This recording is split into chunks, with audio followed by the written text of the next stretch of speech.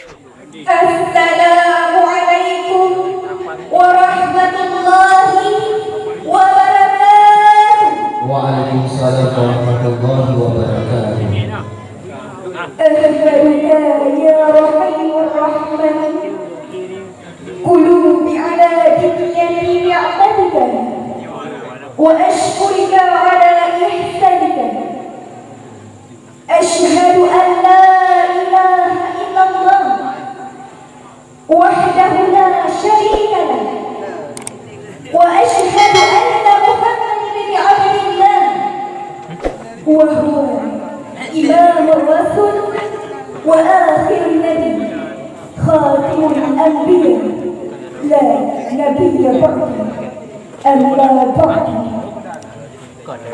أولا لا كلمة ولا قول ألقيتها إلا كلمة شكر.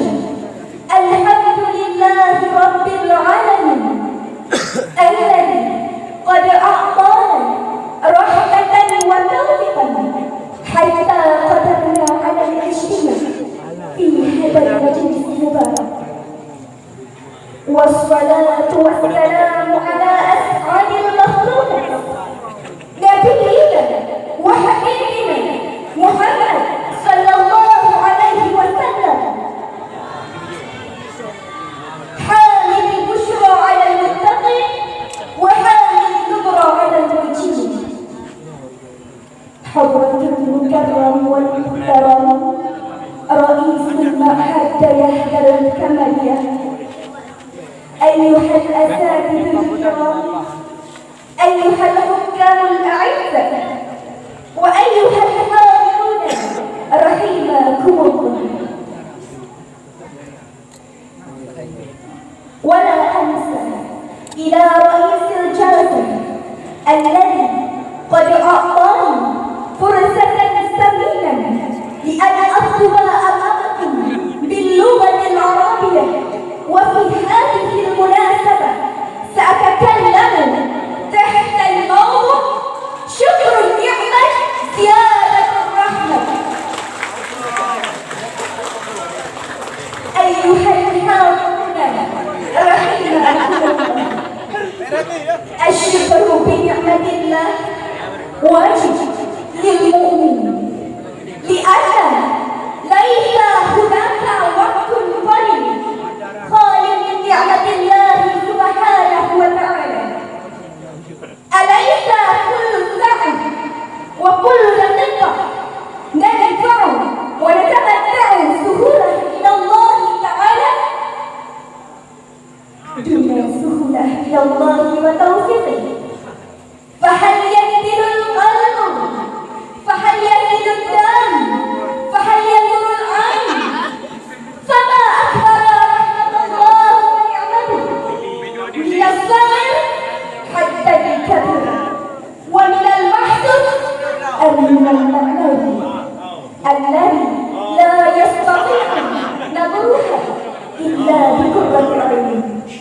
لو نريد أن نحسب نعمة الله فطبعا لا نقدر نحسبها، وهذا مطابقا لقوله تعالى في سورة النحل الآية 12: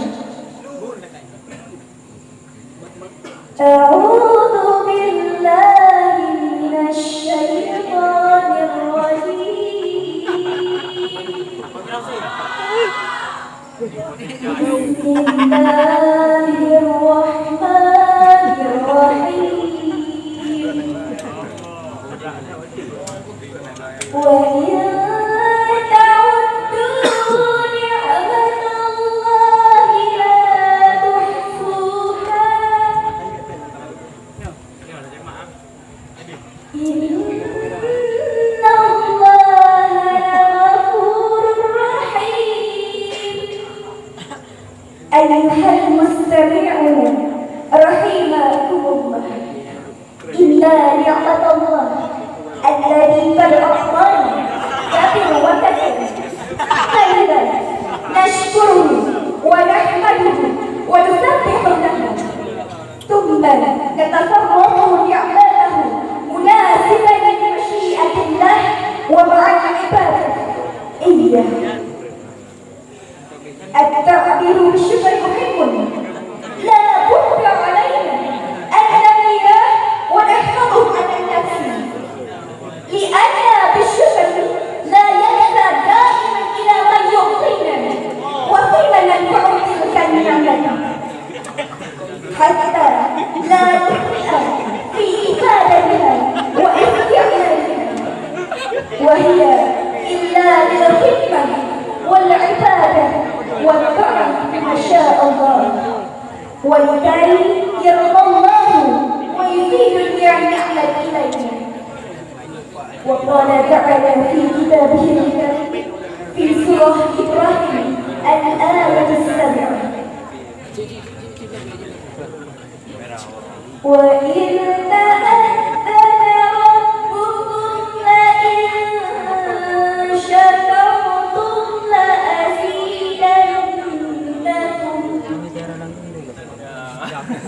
ولئن كفرتم إن عذابي لشديد. أيها الحاضرون الرحيمون، تلك الآية تبين أن الله سيزيد النعمة إلى من يريد أن يشكر النعمة التي أنعمها الله إليه، فلا ينبغي على من لا يريد أن يشكر نعمة الله. والحال قد عرفنا أن منفعة الشكر ستعود إلى من يشكر النعمة، والله لا يأخذ المنفعة ولا ينال المكاسبة من عباده الذي أن يشكر نعمته أم يكفرها.